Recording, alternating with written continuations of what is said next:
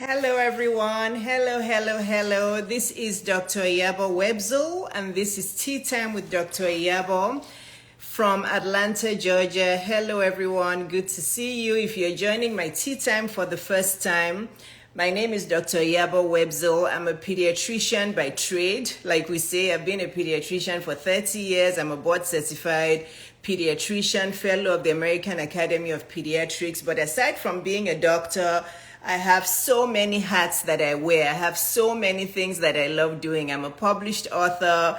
I'm a 3-time speaker at the United Nations. I'm a blogger. I'm on the medical board of Flow Health, and I'm a high performance coach for, oh, hi, there's somebody here for the first time. Welcome, welcome. Everybody get comfortable, get set with your tea. I hope you have your tea ready, and we're going to have a nice educational conversation with Dr. Austin Lake. So yes, I'm also a high performance coach, which means I'm a business, lifestyle, relationship, confidence coach, financial coach, weight loss coach, health coach, all of those things. Being a high performance coach means that you coach women on everything that will make their lives perform at a high level. So that's what I do. So welcome to my platform. And if you're joining for the first time, welcome. So I'm not sure if Dr. Lake is here, but before I bring him on, I'm going to introduce him real quick. I'm so excited to talk to him. And if you guys don't follow him, once I bring him on, just start following him, because he's a powerhouse. He's a functional medicine doctor, and he's the founder of Theophilus Health and the creator of the Active Life program. And he specializes in helping women with hormonal imbalances. He helps them naturally overcome fatigue and weight gain without medications and without surgery in order to lead an active and healthy lifestyle. So, Dr. Lake, let us do this. Let us do this. Go live with Dr. Austin.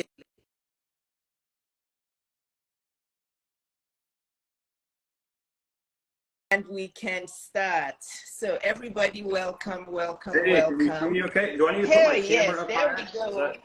that okay? Yeah, I think so. And I think Yeah, I we need to gotta put mine adjust here a little bit. lower. Do I need to put mine lower? Hey, how I you doing? think It's nice so. to find. Hi I haven't there. talked to you in person. We chatted just before this, but it's nice to meet you over video. Same here, likewise, same here. And I really enjoy your content. I may not comment all the time, but I love your content because the way you think and what you do is very, very Yeah, similar to the way I think yeah, I've and what noticed I that. do. I've been stalking you a Yeah, little bit since you requested me for this, and I feel the same way. So I'm very excited for our conversation today. yeah, wonderful. And tell us, So what part of the currently, world are you in? my family and I are living in Costa Rica. We're down in Jaco, Costa Rica. Yeah, but Okay, no, just temporarily to or escape the cold. permanently We're or? actually originally from Colorado, and so we moved out here just over the winter time. Oh, wow, that's so nice. I love it. And that you're able to do that because of the Yeah, work you do, really. yeah. I mean, Yeah, a year ago, and I this is was doing my everybody's brick and mortar dream. practice and having a lot of fun with it, but just felt like there was an opportunity to go more online and help more people out. And with that came opportunities to travel more around the world, hopefully. Oh, nice. So tell us a little bit about that because I am curious. So you had a Yeah. brick and mortar business, practice, but now do you still have the brick and mortar and you No, have people working there, or my you business gave that up? partner and I at the time decided that we're at a crossroads where we could either grow it pretty big or transition into kind of having this more flexibility and kind of deciding what was best for our families. We felt like it was better to move in a direction that was more flexible and provided more freedom, and so that's what we decided to go with.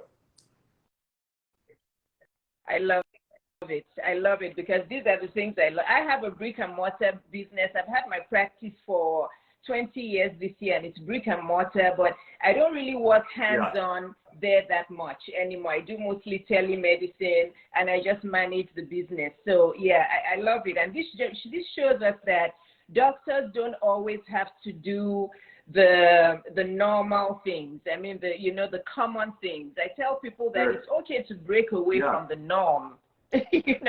Because that's where you're going to get your freedom. You don't have to do these 12-hour days. You don't have to get burnt out.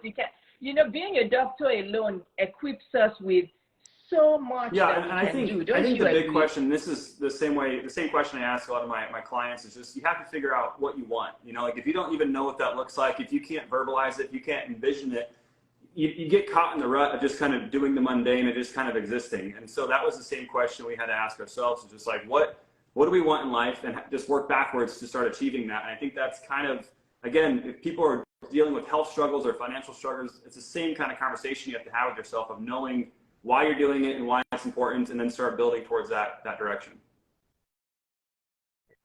I agree with you, but you know, there's a big group of people who don't know what they want. Definitely.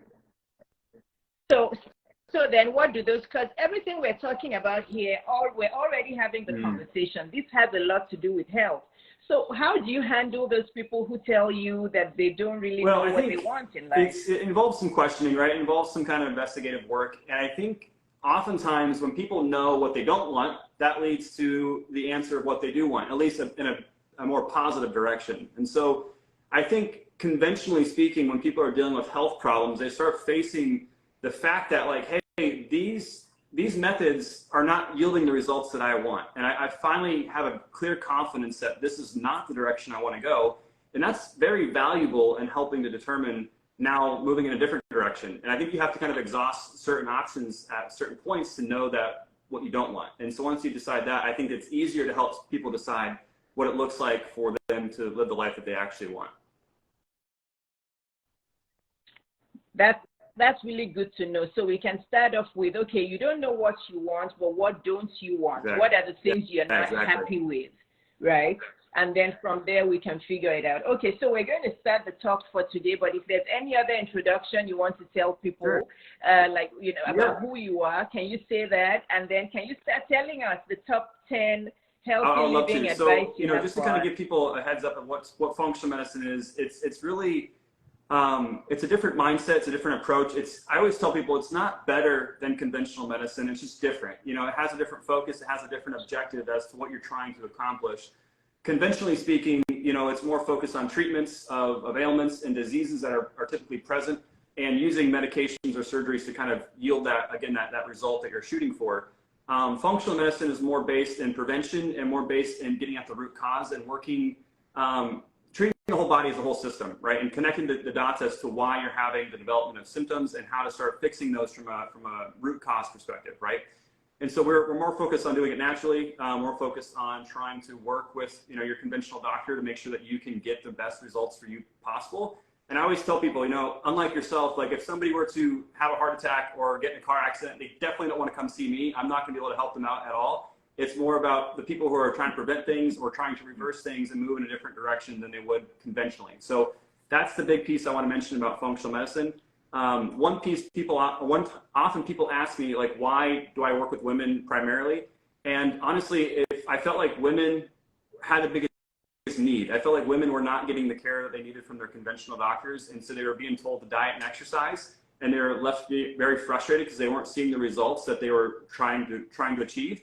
And so they would seek somebody like myself. And in the meantime, I figured out that I had a passion for helping mothers primarily, and women who are kind of in that age range where they're transitioning out of being a mother and maybe into being a grandmother or maybe starting a new career, and they just didn't have any gas left in the tank. And so it's like now they want to take care of themselves, they want to start prioritizing their health, and they just don't know how to do it. They don't know what they need to do to fix it, and they're just left very frustrated.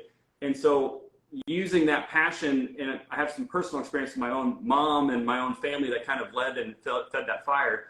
But really what it was just a huge need that I felt like was unmet. And so that's kind of why functional medicine, and that's why females primarily for me. God bless you for that. Yeah. Honestly. No, honestly, God bless you for choosing that demographic of women. God bless you. And I'm not going to bore you with my own perimenopausal story and everything. I may bore you later as the conversation goes on. But I used functional medicine basically to make myself feel better when the hot flashes and everything started. I was already mostly, you know, a health conscious person. But when menopause struck, I was like, oh my gosh, what is this? But I used functional medicine. That's great. To we help can talk more about that for sure. Mm-hmm.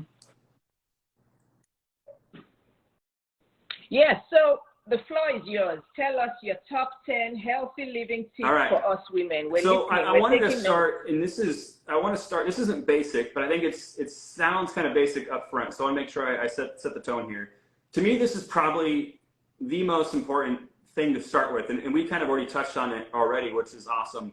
But, you know, the mindset of understanding your why, right? Like people always talk about, you know, you have to understand why you're doing things. And oftentimes people just aren't clear why they need to be healthier and what they even want to do with having more energy and having a healthier body, right? And so that's the first thing I think people have to understand is their why. And for a lot of people, and you probably experienced this way more than I have, you know, people will do just enough to survive, right? Like we'll do just enough, we'll work just enough to make enough money to pay the tax man or to feed our family. But beyond that, we don't know what we're going to do with it because we haven't thought about it. We haven't envisioned what it would look like to make more or have better health, right? So that you have to figure out what you're going to do with your health once you achieve it. So that's the first thing. I think that the second thing kind of builds on that, and it's instead of focusing on just goals, right? We want to focus on setting good habits, especially for having better health. You know, habits are way more effective than setting goals and even obtaining goals because goals are just focused on the outcome. Whereas habits are set on your mindset and who you are, like your identity of why you're doing certain things. And I always use this example that, you know, living in Colorado, there's people that go running in the snow and they're biking up the mountain and just doing all these crazy things. And I'm just like, why on earth would you ever do that, right? Like, it just seems crazy to me. But you ask these people, like, why are you running in the freezing cold? And they're just like, well, I'm a runner. This is what runners do. Like, this is just who I am, you know? And so for healthy people, you have to break this limiting belief that you are an unhealthy person that's bound for feeling this way for the rest of your life and that you'll never achieve what you're setting out to achieve, right? And so setting these first two things I think are super critical, and you have to keep kind of telling yourself, like, I am a healthy person that's getting healthier along the way. So like that would be the first two things. Then I think the third thing for me would be deciding if you're going to go it alone or do it with somebody else. And so, you know, you're a coach, a high performance coach, which is amazing. And so people have to decide, like, do I want to be a self-study, you know, have a self-study approach where I kind of do more trial and error, maybe it costs me more money, but it's worth it for me to kind of learn it on my own and kind of pursue that dream on my own. I think that's fine, but as you can probably comment on, you know, going with somebody that knows the journey, that knows what it looks like to accomplish those goals will get you there so much faster and accelerate the process, limit your frustration, and allow you to start embracing that why that you've clearly already established, right? And so I would say that would be the third thing. So those are more not necessarily scientific or physiology related, but it's more, I think it's such a healthy mindset you have to start with, right? And I'll ask you a follow-up question on behalf of all women, because this is a common follow-up, not question, statement, a question and statement that I hear. But Dr. Lake, I can't afford it. I can't afford to pay you, and I can't afford to pay Dr. Iyabo. I can't afford coaching. I thought it was free. Yeah, and so I mean that's a common one I hear. And again, it's one of those things that I provide so many free resources, like all over the place, as much as I possibly can, knowing that the majority of the people that pick up on my free resources are not going to do anything with it, and that is just like. I don't know why I'm laughing. I don't know why I'm laughing, but that's so true. Yeah, and it's like, you know, and this is why I'm okay with it. Like, I give away the farm all the time. Like, I'm okay giving away all my information because I know it's not about the information. It's more about the implementation of the right information for you. And that's why I think the coach is such an important factor in your success. And so if you don't have that, it's like, you're just, if you don't, again, it gets back to this why. Like, if you don't know why you need to become healthier or why you need to make more money, you're just not going to see the value in having somebody get you there faster. And so it really is going to start with that mindset. But if you can start to see the connection between having poor health and having more medical bills, or having poor health and unable to work at a higher level to make more money, or, you know, whatever those factors are for you, like, you're just not going to make that connection to where you're not going to see it as an investment that's going to be rewarding you down the road, right? And so there's always ways to do payment plans. There's always ways to sacrifice, you know, going out to eat, or, you know, not having such an expensive car, or whatever the case is. Like, you can cut down on those things to prioritize what matters most, but most people aren't willing to do that. And so the clients that work with me, probably just like you, they understand this already, and I kind of help them along the way, but they already really understand this a lot faster than most people that don't work with me. And that's okay, because I can't work with everybody. Spot on. That was a spot on answer. Thanks so much. Okay. I'll let you continue to number 5. Then I'll ask you some of the questions that are already piling up. Getting into some actual fundamentals here, I think for women specifically, I want to talk about this point of perceived stress. And you probably know a ton about this topic, but perceived stress is higher in females than it is in men. And so what this means is, like, you can have the same stressor in front of somebody, and a female is going to perceive it at a higher stress rate than a male would. And there's some research indicating as to why that potentially could be. From my own experience, again, working with a lot of women, I think it really gets back to the natural caregiver that a lot of women are, like that natural caregiver tendency that they have. And so for a lot of women, they've either had children or they're naturally kind of a caretaker of the people around them. And this starts to put everybody else in front of you and puts yourself last, right? And so it makes it very easy to justify why you're doing what you're doing by not taking care of yourself, because it's like, well, I have to take care of my mother, I have to take care of my kids, I have to take care of everybody else except for me, and this is a selfless thing to do. But over time, we start seeing, your adrenal glands get taxed, your body gets more nutrient deficient, and you start developing more of these conditions that we have names for, like diabetes or thyroid disorder or hypothyroidism, all these kind of things. But in reality, it's just that you've been, and this, I want to make sure that I say this the right way, but you've kind of been selfish in a way, because the selfish thing to do is to not take care of yourself, because it doesn't allow you to have more gas in the tank to take care of everybody else around you. So if you stop taking care of yourself and you think it's like a selfless thing to do, it ends up leading to more inability to take care of the people that you need to take care of. So it's really kind of a selfish thing to not take care of yourself. So like that's the first point people need to understand, I think, moving forward with their health. The second thing in that same category would be, once you start going down this road of, let's just use the example of a mother. You have children, you're up late at night with them, you're not sleeping, you wake up the next morning, you're tired, so you drink caffeine. That caffeine is going to suppress adenosine, which is going to basically tell you that you're not tired. And now all of a sudden you're going to be experiencing more sleep pressure throughout the day that is wanting you to fall asleep, but you can't because you're a mom, you have priorities, you have things you have to take care of. And so you go to sleep late again each night, wake up the next morning, you're exhausted, and it creates this more of a buildup of sleep pressure where now you have this like adrenal gland function or dysfunction going on. And so the more caffeine you're drinking on a routine basis will just continue to silence your thyroid or to silence your adrenal glands and say, like, not now, later, like I'll take care of you later. When in reality, if you could just see yourself for what you were and eliminate the caffeine, you would start to be able to assess, like, man, like I am exhausted, like I need to go to bed, I need to like prioritize my health. I can't keep telling myself to shut up, right? So like that's what I would say is cut down on your caffeine, because that will allow you to see yourself the way that you truly are in that moment, right? So cut down the caffeine would be the fourth thing or the fifth thing, whatever you want to name or remember. But what about the ones who do the same thing with alcohol? Yeah. So I mean, I call it the caffeine alcohol cycle. It's like you have the caffeine, it stimulates you, gets you through the day, and then at night you're all wound up, cortisol spiking, and now it's like you need to have a nightcap to kind of chill out a little bit, and so you drink some alcohol. That will kind of have a suppressive effect. But then later it stimulates you, wakes you up in the middle of the night, and it disrupts your sleep, and so you're tired the next day, and it creates a vicious cycle. So it's like it's something that needs to be broken. And again, having the knowledge about why that happens and how to fix it is super important. A lot of people don't know how to do that. They don't even know where to start or where to begin. They're just told to eat healthy or exercise. And like, but what does that even mean? So it's really important to have that understanding of how to do it. I'm loving this conversation. This is probably one of my top 3 times already, honestly. This is already one of my top, because women need to hear all of this. I'm loving this. Yeah, so please go on. Was that number 4? Number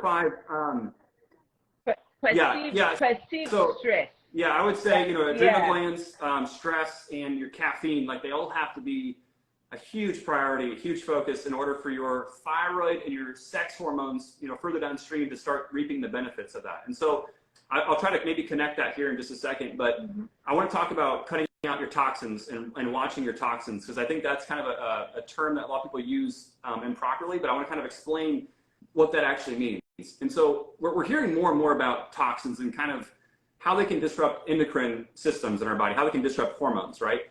Well, a lot of people, I think they fail to realize like the simple day-to-day tasks that are increasing your toxin load that then makes it more difficult for you to lose weight and have good energy and not have autoimmune disorders starting to develop. And so one thing I usually recommend to my female clients is use the apps like, there's like Think Dirty and Yucca. Like, I think those are two good apps that you can search whatever products you're using and you can see how they score as far as the toxicity standpoint. You can see like how toxic they are. And beauty products, makeups, dyes in your hair, all those kind of things are super toxic and they can greatly disrupt hormones and it creates a lot of symptoms downstream. So like that's something you can just check your products in your household and what you're using consistently and see how they're doing is using those kind of apps like that. So I would say watch your toxins. So the first Think Dirty is one, and then Yucca, it's like Yuka. That's another good one a lot of my clients will use. And there's more out there you can use, but those are just two pretty popular ones. Okay, so I would say watch your toxins because let's just use this example of, you're eating a diet that's pretty malnourished. It doesn't have a lot of nutrients to it. It's mostly, fake food full of chemicals. That's all creating a toxic burden, right? Like it's all building up in your system to where if you don't detox from that, it kind of will just continue to build and build and build until you start feeling like garbage. And so, toxins store up in fat cells, and fat cells will be obviously broken down and trying to be metabolized as you're starting to lose weight. But if you have toxins that are not being detoxed properly, you'll start having a lot of issues with a recirculation of your toxins back into your system that make it very, difficult to lose weight and not have like, detox flu kind of symptoms. So make sure you're detoxing properly, and I'll kind of circle back to that with a supplement recommendation I'm going to be making at the end of this video. That kind of falls in line with that conversation. So that would be the fifth thing. Should I move on to the sixth, or do you have any more comments on that one? No more comments. So the number 5 was talking about toxins, right? Okay. No, I don't have any comments. I have a lot of questions in my brain, and I have questions for you as well. So I'm going to start with the questions from the audience. The first person asked that, where are you located? I need a functional. I'm strictly online. I don't do any in-person stuff. So I kind of act as a health consultant via my online program. And so the way that I work with clients now is, I'm actually in the process of creating an app for your phone that you can use that will kind of walk you through the initial stages of all this stuff and how to start fixing these things. And then once you kind of go through that and we figure out if you're a potential good client, then you can actually work with me directly in my program, and that's where we kind of take the next step. But initially speaking, you have to kind of go through the process of seeing if you're just even a good candidate. So that's kind of how I do it right now, but it's all online, so I work with people all around the world. Unfortunately, insurance doesn't take me.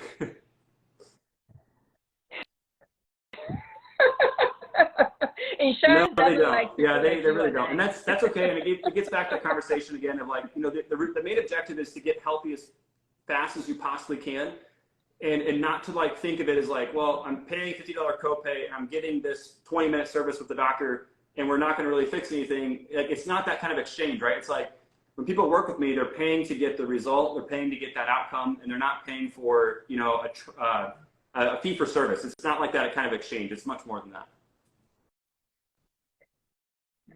And it's priceless because, without health, there's nothing else we can enjoy. Not at all. Yeah, 100%. Yeah. It's priceless. So if Dr. Lake says, I charge $50,000, you better pay it because you need your health. If you don't pay it now, you'll pay it at some point and you wouldn't like what you'll have to pay. At that point when you're paying it, you won't even be able to do 100%. much else. But anyway, the next question was, how come menopause hits some women? That's a really good question. So you kind of have to think about it in terms of the decade or two leading up to the onset of menopause. And for a lot of women, there are a lot of red flags that are starting to occur before menopause ever hits. You start seeing, the excessive weight gain, you start seeing low energy, you start seeing thyroid issues, you start seeing, build up of body fat around your waist, midsection, butt area, those kind of areas, which are indicating often, issues with estrogen dominance or low progesterone, right? So you kind of start seeing those two things happen early on, but because of again, the way our medical system works, we don't start to diagnose or call it a problem until it's like very severe and you have to have a hysterectomy, or you're put on birth control pills, or you're just like, sorry, like good luck and we'll see you next year. You know, like that's usually our approach, but there's a lot of red flags that start popping up very early on that will show you that like, hey, you're not detoxing very well. You are nutrient deficient. You do have some serious gut health problems. Your thyroid may be fine according to your doctor's labs, but it's suboptimal and it's not functioning at a high level. And so now you go into menopause where you have, you know, a drop in hormones, but you start seeing, actually this ties back into what I want to say before, so I'll circle back to this. Getting back to your adrenal glands. If you've been taxing your adrenal glands, like I mentioned before with that example of that mother that was kind of struggling, that was drinking the caffeine, if you do that and you don't stop it, when you go into menopause, your ovaries no longer make progesterone, right? Like now you only are relying on the production of progesterone in your adrenal glands because it's no longer being made in your ovaries. So now your adrenal glands are the only source of progesterone that's going to kind of help to keep that hormonal balance. And so for a lot of women, because their adrenal glands are so taxed, now they go into menopause, they stop making that progesterone, and now it's like, boom, estrogen's still pretty high relative to your drop in progesterone, and now you have hormonal imbalance that's worsening. And so you start seeing a lot of the hot flashes, you know, more weight gain, more energy problems, and it just kind of spirals out of control. I believe it all because I'm 52 years old and I'm in the middle of it. I haven't had a period since April of last year. So I guess in the next 2-3 months, if I don't have a period, I'll be officially menopausal. Good. And I'm feeling great. That's awesome. Yeah. I know when my hot flashes first started at age 48, I remember that day. I thought I was having a heart attack. I screamed and I called my daughter because I was laying in bed reading a book and my heart started to beat so fast. I had beads of sweat on my forehead and I'm like, Moni. So we headed to the ER and they looked at me and they did all of my lab work and my LH-FSH was sky high and they started laughing at me. And they're like, you're fine, your EKG is fine, you're not having a heart attack, everything's fine, But here, look, you're perimenopausal. So I started to do a lot of research, and I really cleaned up my diet, and I started walking, because my main form of exercise is walking. I walk about 4 to 5 miles every day, and I noticed that when I'm outdoors, I feel it's so amazing, much better. So now, I started doing all of the really healthy things, and I changed my diet, my supplements, I amped them up. I started taking magnesium glycinate.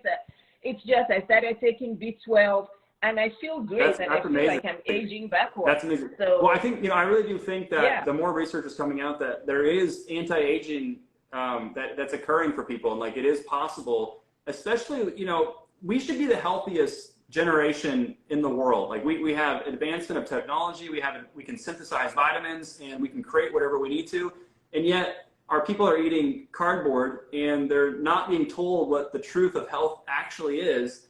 And it should be the complete opposite. We should have like a booming population, yet we have a declining one. We should be having increased longevity, yet we have a declining longevity. And it's so frustrating to me that like this stuff is not known by everybody, that like doctors are not being taught this, that people don't understand how to do it, and it's just so frustrating. That's part of the reason I do this stuff, is it just really, it comes out of a place of frustration and passion, but if I'm being honest, like it's usually more frustration. Like it just bothers me that there's just such a in my opinion, sometimes an intentional misdirection. I think it's a lot of times it's like the people that are making the most money off of what's happening in this pharmaceutical world, in our medical world, is very, like, they're profiting a ton and everybody else is suffering. And it's so frustrating to me. Yeah. It's all about money.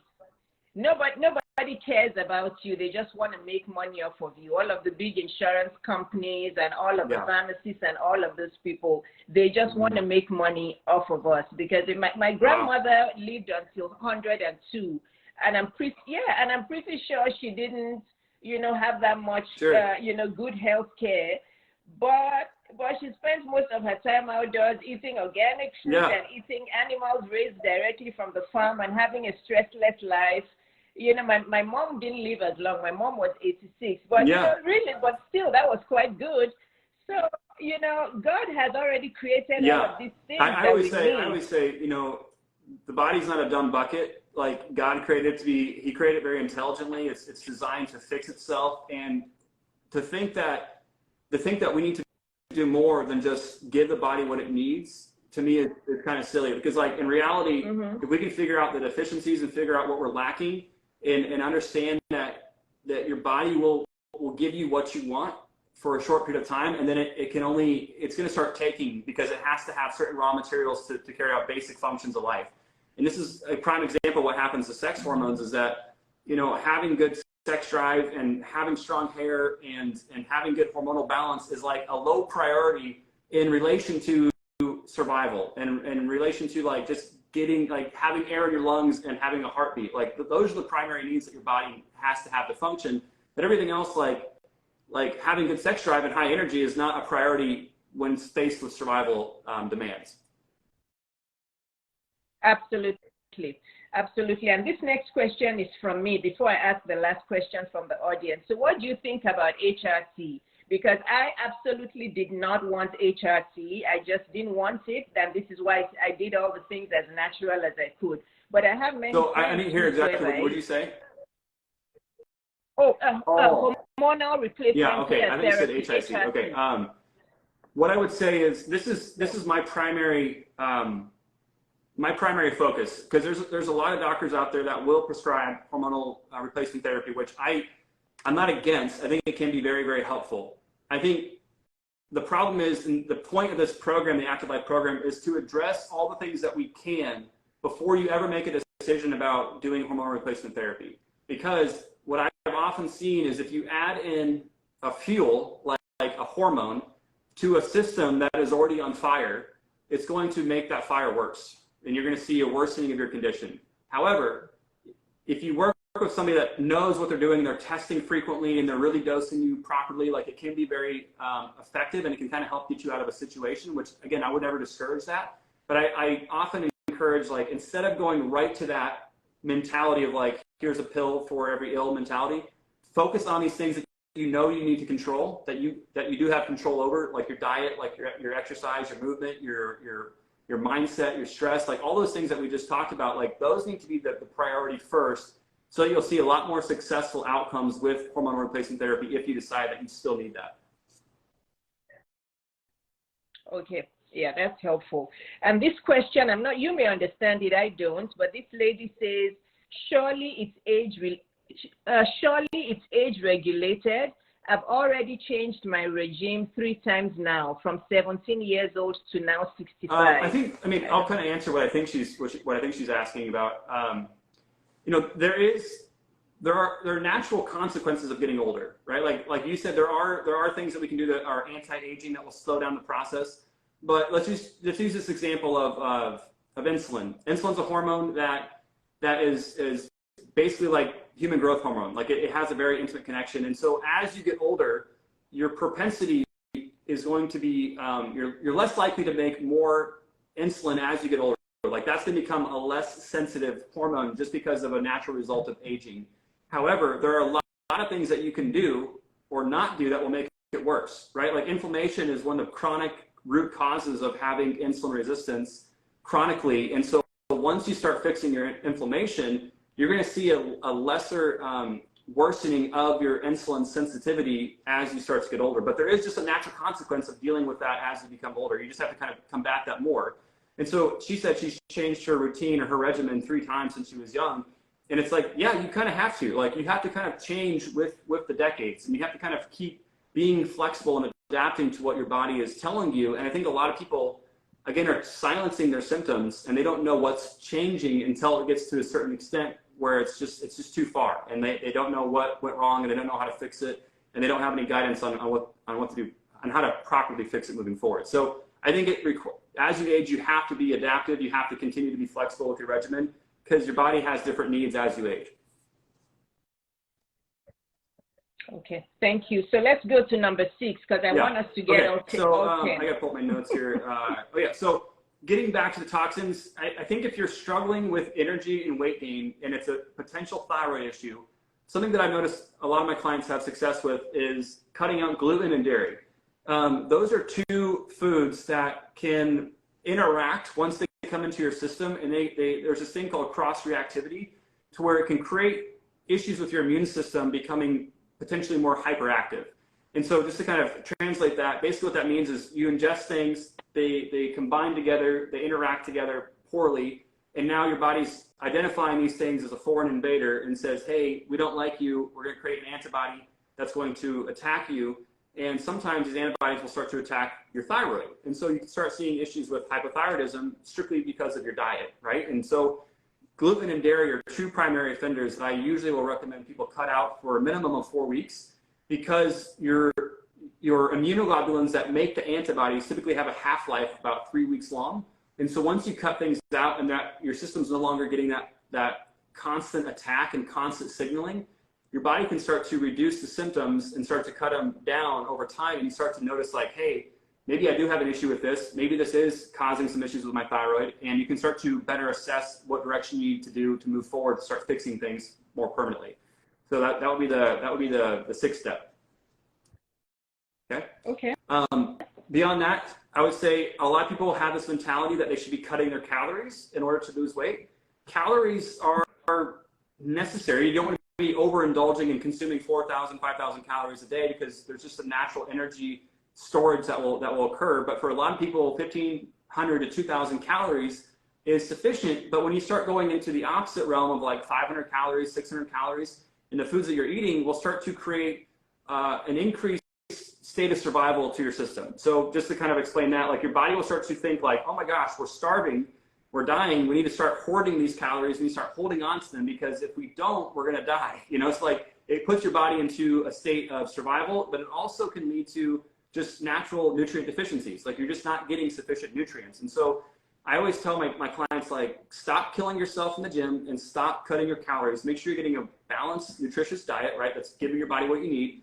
Identify these sensitivities that are causing inflammation, right? Because that's a bigger concern than just the calories. And then start to count your chemicals, and don't count your calories. Like basically count your chemicals, not your calories, like is what I would say. Yeah. I love that. Some people do over-exercise, that you can over-exercise. Yeah. Yeah. So getting into that next is like a perfect segue right to my next, to number 8. Number 8 is, I always say, did you have a question? Yeah. Can I ask you this real quick though? But what about all of this intermittent fasting that we hear about? So in my program, I have a few criteria that you have to kind of meet before you start to fast. One of those is ensuring that you're getting deep sleep, sufficient sleep, more than 6 hours a night on average. That would be the first requirement. Number 2 is that your cortisol is somewhat balanced, that you're not having like extremely low cortisol or extremely high cortisol. You're seeing some form of balanced cortisol, because fasting is a form of stress. It's an added stressor to your system, and it can make cortisol levels become more imbalanced if you're not careful. So I'd make sure you do those 2 things first. And the third thing would be ensure that you're not constipated. If you're having issues with constipation, as you start to detox or as you start to fast, you'll start to detoxify. And if you're constipated, you'll get really backed up and you'll have even worse issues with poor detoxification. Makes sense. Thank you. Yeah, I was just wondering about that. Okay. Yes. Okay. Yep. What number are we on? Number 8? First get healthy, then get fit. So this kind of goes back to that point I was just making about your, overcommitting to the gym and over exercising. I think a lot of women specifically are thinking that exercise and a clean diet is the only way that they can lose weight. And again, if your adrenal glands are not ready for it, if your body is not having sufficient nutrients, if you're not well hydrated, if you're not getting good sleep, exercise is going to be a stressor that would be a negative stressor. Whereas if you are doing those things and you are healthier, your body's going to be able to utilize this form of exercise, specifically if it's like resistance training, lifting weights, pushing yourself at a higher intensity, interval training, all that kind of stuff. Your body's going to have much more success and a better bang for your buck if you are exercising when you're healthy first versus like going right into it when you're not in a state of good health. I love that. So get healthy first, and then get fit. It doesn't mean to like not move your body or not walk or not exercise. It just means like you have to do the right level of intensity for what your body needs at that time. And if your system is like super shot, you're really tired, you're killing yourself, and you're gaining weight, you're getting more tired, like your body's trying to communicate to you that like this is the wrong form of exercise for you. Like it should be energizing, it should help you, it should help your joints feel better, like it shouldn't be causing excessive pain or more fatigue. And I do want to mention, I guess this is more of a statement. I think many people or many women underestimate the benefits of just simple walking. Well, there was this, it was actually, I think it was an Instagram reel I watched the other day. He was talking about, what's one thing that, will reduce your risk of heart disease and reduce your risk of diabetes and improve your mental state and blah, blah, blah. He named off like 12 different things. And he's like, it's walking for 10 minutes outside every day will do this for you. And it's like, it's just like the simplest thing, right? It's just like moving your body and getting sunshine is such good medicine. It boosts, I'm telling you, it's like, for me, it's like a drug. My kids, everybody know, because if I don't get out, and it's not like we live in the suburbs, and I live in the city of Atlanta, but I just like getting out there. And then when I get out, I see all these dogs around, which I love. I see the neighbors, I stop and I chit chat. Oh, hi.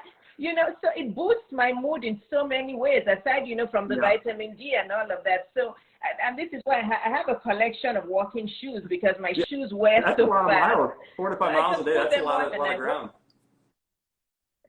I do. And then when I'm on vacation, it's even worse, because then I don't like taking cabs or whatever. If it's a city, I'm walking everywhere. I just love walking. And my knees have started complaining a bit, so I'm cutting back a little bit. But I wanted to make sure that, we talked about walking. You don't even need a gym membership. Yeah, totally. I love that. That's super, super good point. So number 9, the last couple here are going to be kind of like the same conversation of supplements. I just want to talk about a few different supplements that people can consider to kind of start off with. So I think this isn't necessarily area or like highest priority or in any kind of particular order, but most people are consuming high amounts of seed oils, right? Like that's kind of really high in our diets. And seed oils are high in linoleic acid, right? Like it's an omega-6 fatty acid. That fatty acid is known to be causing a ton of inflammation in our system, and it creates a lot of inflexibility within our cells. And so we want to make sure that our cells are nice and flexible and that they're adaptive and all that kind of stuff, and they're not full of inflammation. And one of the ways you can do that is having a high quality omega-3, right? Omega-3s are widely consumed, but in my opinion, most people aren't taking the right form or the right quality. And so I want to talk about a couple of different things about omega-3s that are important for the viewers to kind of pay attention to. So when you're looking at the back of your label, you want to be looking at EPA and DHA. So EPA and DHA. They both should be at least 600 milligrams or higher for it to be an effective dose, if that's what you're trying to consume on a regular basis. If you're having a lot of issues with inflammation, having a high EPA, usually around like 1,000 or 1,200 milligrams per dose, can be very, very effective at helping cholesterol, reducing LDL, improving HDL cholesterol, reducing inflammation, and just overall inflammation in your joints. So that's a really high priority that I would say, specifically when you're focusing on hormonal balance. You want to make sure you're reducing inflammation and reducing your overall cholesterol and improving your good cholesterol. It's like that's something that's a very easy thing you can do. But again, you always have to talk to your provider to make sure that that's a good fit for you, because that can sometimes interact with blood thinners and things like that. You don't want to be causing too thinner blood, but usually people can talk to a doctor. But if you're going to be buying an omega-3, that's the kind of omega-3 you should be looking for, is one of those 2 qualities. Okay. So EPA and DHA should be more 600 milligrams or higher. Yeah. DHA is going to be more for brain health and, cognition, memory, that kind of stuff. And that EPA is usually more for, again, like inflammation. Yeah. So that's what I would say. Consider a good quality omega-3. This next one, magnesium glycinate or glycinate and vitamin D. Like I usually compare those 2 together because I think they need to be considered at the same time. You already mentioned that one yourself. But I think a lot of women, again, we fail to realize exactly what vitamin D is. It's a hormone. It enters our system. It's converted from cholesterol via the UV rays from the sun. And so specifically in in the wintertime, we see a lot of sickness because oftentimes our vitamin D levels start to drop. If your skin is darker, like, you're going to have a lower activation of vitamin D once it's in your system as well. And, you know, when we look at, I'm not even sure if I can say this word, but we looked at what happened 2.5 years ago, or maybe almost 3 years ago at this point. There was a lot of research saying that COVID was discriminatory in how it was affecting people of darker skin.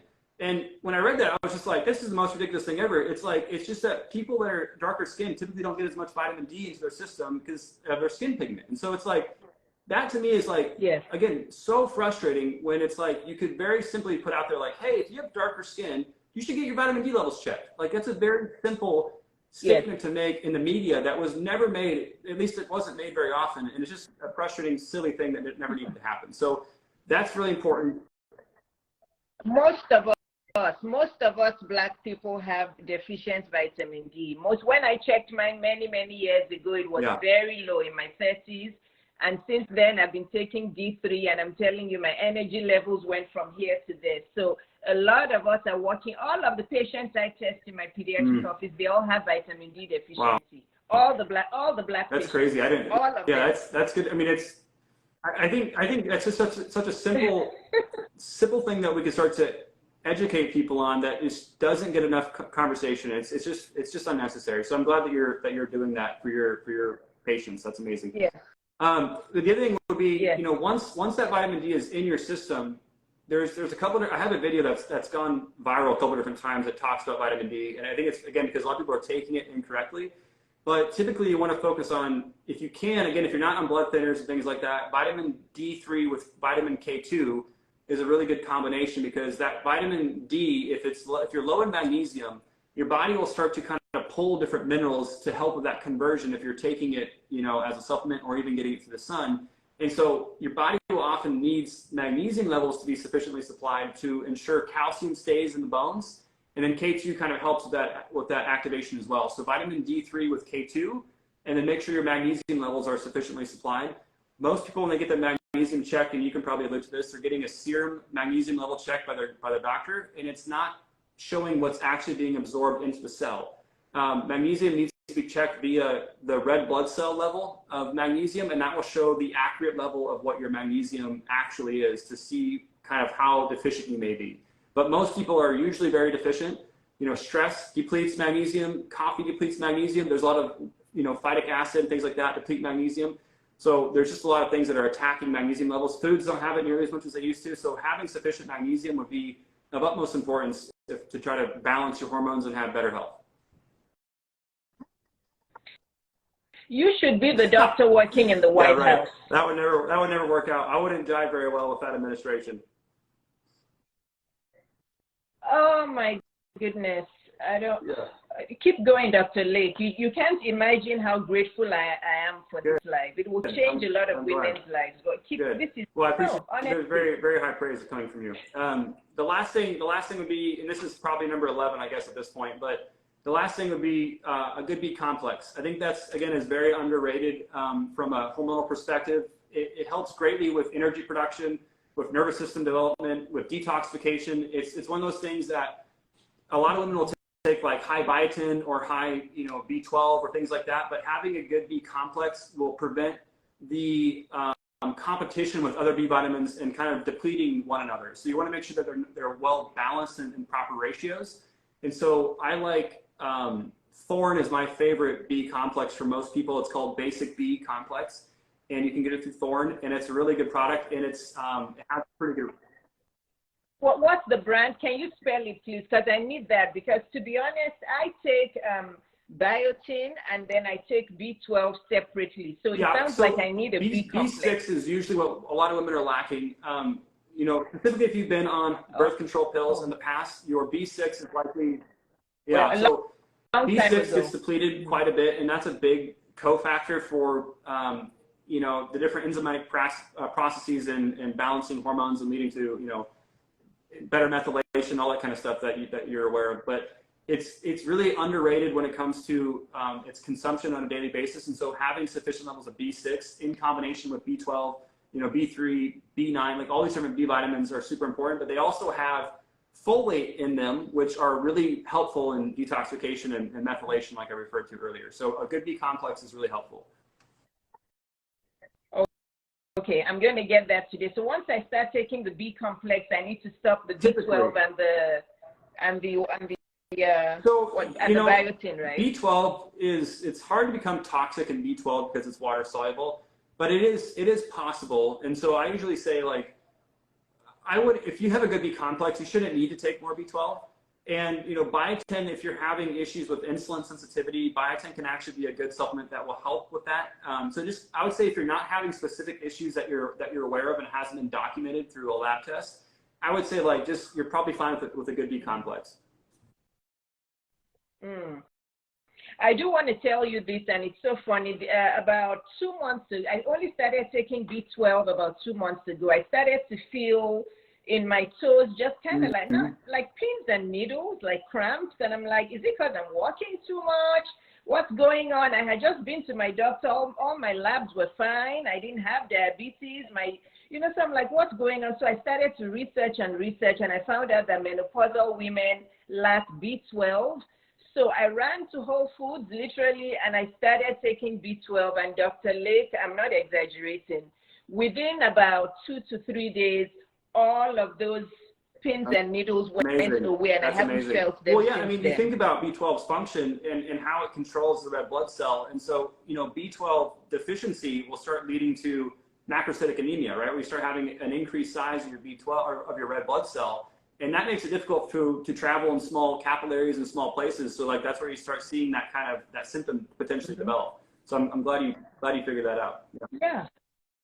Yeah, because I'm not a big meat eater. Is this why I started to get a little bit B12? I eat mostly seafood and, you know, just a lot of fruits and veggies. I rarely eat red meat. So, you know, it saved my life, because I'm like, what are all these sensations? And I haven't felt them. There you go. I mean, again, not everything is that simple, right? Like, there are some things in life that I think we can oversimplify things, but I honestly believe, and just again, working with so many women, I mean, I've had women that have had lupus, that have had MS, that have had fibromyalgia diagnosis, and we do these things, we start fixing their gut, we start getting their nutrients up, and the symptoms go away. And it's like, now they technically are not meeting the criteria of having that disease anymore. And it's like, that sometimes happens that fast, right? Like, where you just give the body what it needs and it starts to resolve. But there are times where you do need, you know, like, again, the hormone replacement therapy, or you've had a hysterectomy, or you've had these things that do require pharmaceutical intervention, and that's totally fine. But I think it just, for most of these things, we have to start at the foundation and start to work our way up, instead of like what we've done in our modern day and age is, like, we have it all flipped upside down, where we start with the surgeries and medications and we don't ever get down to the root cause, what's causing it. So to me, it's just kind of like a no-brainer. It should be simple, but we've made it overly complicated because, you know, the money conversation again. I know. Do you have 10 more minutes? I want to be respectful of your time, but there's lots of questions, and I have a couple questions. I'm sure your inbox is going to be full after this live. And then once I post it on my page and I post snippets. So my question is, what about multivitamins with iron? What about vitamin C? Because I also find women tend to be mildly iron deficient. I think, what about those? Again, this is where a lab test can come in really handy, you know, checking your iron, checking your ferritin, checking to ensure that you're actually absorbing the iron properly. If you're taking it through a multivitamin and it doesn't cause any kind of upset stomach or any kind of symptoms of that nature, I wouldn't worry about it, you know, taking it through a multivitamin. But what I typically do is, if I see something like a clinical deficiency or a suboptimal level of it, that's when we kind of have more of a specific regimen that you would follow to kind of bring your levels up. That would be higher quantities than it would be in a multivitamin. So it just kind of depends on where you are. But I would say, if you're taking it multi, it doesn't cause any upset stomach or GI symptoms, and I would leave it alone and wouldn't worry about it. But regarding the vitamin C, you know, like, yeah, you're right. Like, vitamin C is super important with the conversion of getting that iron absorbed and converting into ferritin, which is a stored form. And so it's one of those things that having the right iron complex, I guess you could say, with the right combinations of vitamins is important.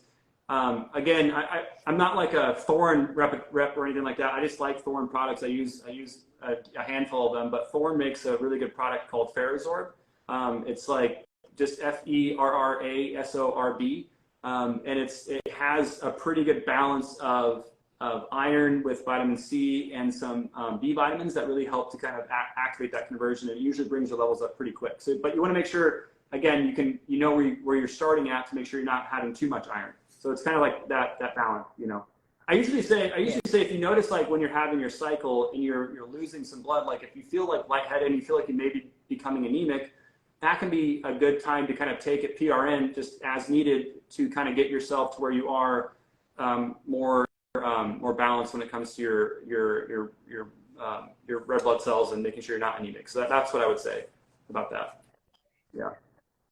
Okay. So Thorn, yeah, Thorn. So Thorne. Okay. Okay, ladies, I think I'm not going to take any more questions because we won't have enough time. I'm going to ask the ones that are already on here, probably not even all of them. Somebody said that she has high calcium, what to do about it. I think I know your answer to this, but she said, well, I have high calcium, what do I do? You know, you got to check vitamin D levels. Vitamin D and magnesium would be the first places, again, I would have you check just to make sure that those are in balance with each other. You know, the parathyroid is going to be something else that your doctor should have already checked if you are having this high calcium level. But I think if your doctor's checking it and they're not noticing anything and they're saying you're fine, if your vitamin D is like anything less than 40 and your magnesium is anything less than 2 from a standard perspective, from a conventional lab perspective, I would look at that first to ensure that you're not having excessive calcium being pulled out of bones and building up in your blood. Okay, thanks for that. And the other question was, does your metabolism really slow down as you get older? Slow down as you get older, is that the question? Yes. Yeah, again, thinking about, well, we got to think about why things slow down. Like why does aging take its toll the way that it does? I think for most people in our modern day and age, there's just a chronic state of wear and tear and no proper buildup. And what I mean by that is, you know, you start off as a healthy kid and go into adolescence and go into being a young adult as a 20-year-old, and your levels are like maintaining, right? Like you're able to kind of keep up the demand or meet the demand that you're putting on your life or on your body.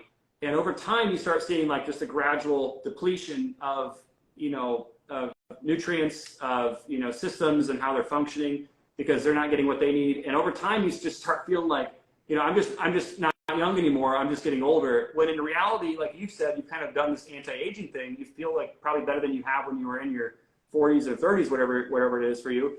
Like what you've done is you've met the demand that you're putting on your life, right? Like you're bringing your levels up to where you're satisfied when your body's getting what it needs, and it makes you feel like you're younger. When in reality, a lot. Oh. And I got divorced. Oh, dang! That'll add some time. I got divorced and got remarried. That will really do it, I'm sure. So I think that's important to realize. It's just like you have to respect the fact that your body's not broken, that it's just not getting what it needs. And once you start giving it what it needs, oftentimes these systems are able to function at a higher level again to where you feel younger. But just like with insulin, having the conversation where there's a natural propensity that your insulin is going to become less sensitive over time, which is a bad thing. It's like you can fight that off and you can postpone that longer if you are giving your body what it needs by not feeding it a bunch of inflammation and a bunch of high glycemic foods and kind of always challenging it. So it's just like you have to implement these strategies to start the anti-aging process. And I think if you do that, you can postpone aging, but you can't postpone death, right? Like we're all going to die at some point.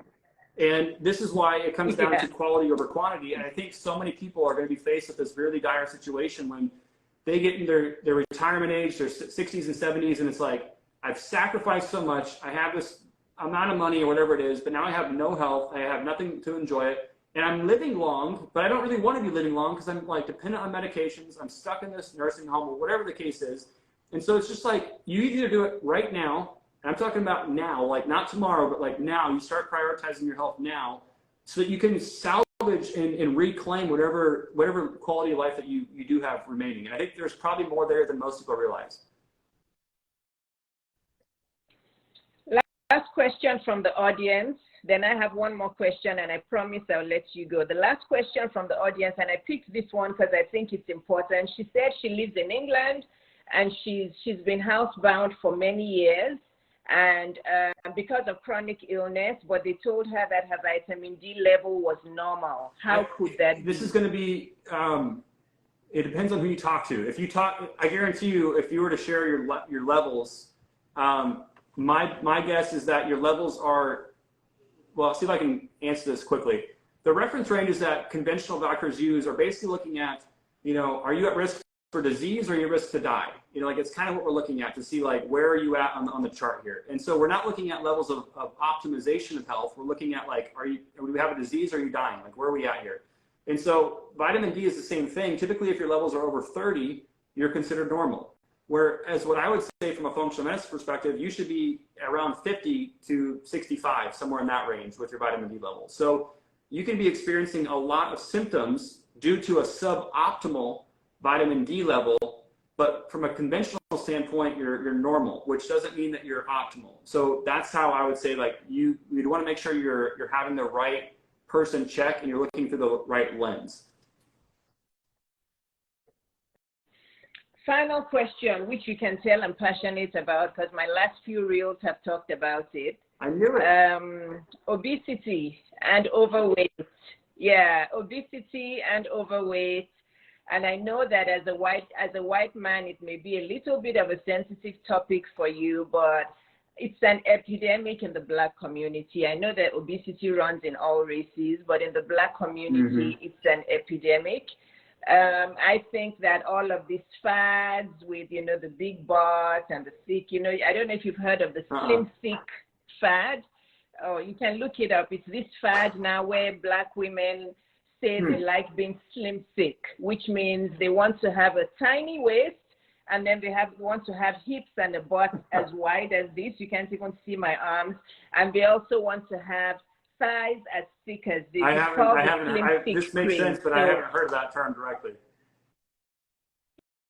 Yeah, so, you know, I think that's just contributing more and more to obesity as far as I'm concerned. You can have a small waist and have hips and, you know, but let's not even get as graphic as that. But I just want you to give us a few words of how obesity is killing us as a race, as a whole race, Black and white. You may not feel comfortable pointing out Black people like I do. I don't really hold back with anything in life, so I always try to give my best answer. But I think it gets back to the information that's flowing from top down.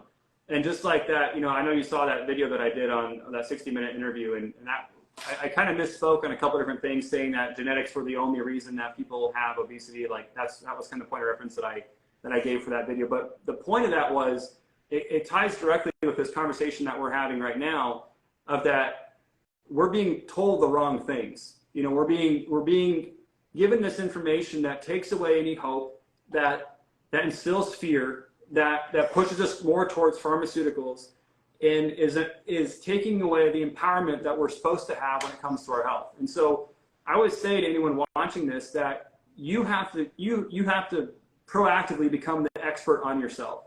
And if you don't do that and you're leaving it up to somebody else that you think is an expert, and you're not challenging what's coming to you, you're probably going to be led astray, and you're going to be very frustrated at the end of the road, because you're just going to be left with no results and no hope or no motivation to kind of continue doing anything to better yourself. So having, you know, people that you're listening to, like yourself or, you know, like myself, like we have to be speaking louder and advocating for people, because the voices that we're competing against are very powerful. They're very wealthy, and their objective is not our objective. Like, we're here to help people heal themselves and to live the life that God created them to live. And you just have to align yourself with people that are speaking truth and pursuing truth for the right reasons. And I'd say for people that are actually struggling with this obesity epidemic, you know, the things that we just talked about perfectly align with how to fix that. And everything that I just talked about is trying to get people at the root cause as to why these things are developing in the first place. And it's not about cutting calories. It's not about killing yourself in the gym. It's not about Weight Watchers. It's not about any of these things or more medications. It's like having the right mindset, knowing what your goals are, having the habits to get you there, following the right information of cutting out your chemicals, cutting out your toxins, having sufficient nutrients, allowing your body space and time to heal, make sure you're getting good sleep. Like if you're doing these things, you will see diseases be reversed and like positive things happen for your life. Like you will see amazing changes, but people just don't have any hope or true belief that this will actually work. And why would they? Like, you know, their doctor tells them to do this particular diet or try this medication. They do it, they follow the expert, they don't see the results, they become more hopeless. And it's just like, it breeds more and more issues with belief and hope. And so I think if you can really just get back to the root of what you can control, your sleep, you know, your habits, your stress, your nutrients, your food, your hydration, like control what you can and see what your body does with that and then go from there. But like beyond that, just, you have to realize when you're being lied to. And I think more and more people are starting to wake up to what lies look like on a regular basis. So that's what I would say. I'm not sure if that's a good answer, but that's my answer. No, it was excellent. No, you answered it correctly. The media is lying to us. People are lying to us. It's like the slim thick craze I said. You know, women are just following. They're just, you can have a small waist and go for surgery and just put some padding, some more muscle or whatever on your butt and make, you know, everything is now plastic. It's that God can't even create somebody with a tiny waist and then a big butt. Yeah. It's like disproportionate. Dr. Lake, thank you very, very much. I'm so glad that you asked me to be on here, and I'm going to keep following all your amazing content.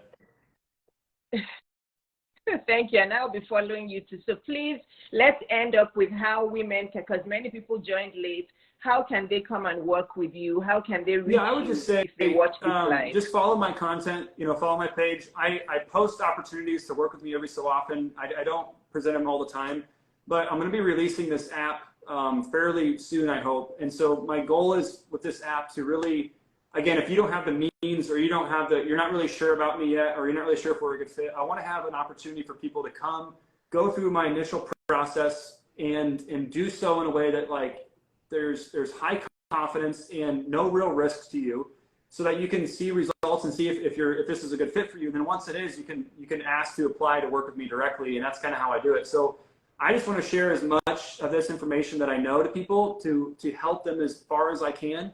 And for those who are high achievers that really want to take it the next step and get as fast as results as they possibly can, those are the kind of clients I want to work with directly, so that we can kind of accelerate the progress. But for everybody else, you can sign up for my app once it's released, and I'll be releasing more information about that. So just follow my page is what I would say, and I'll be providing more information as time goes on.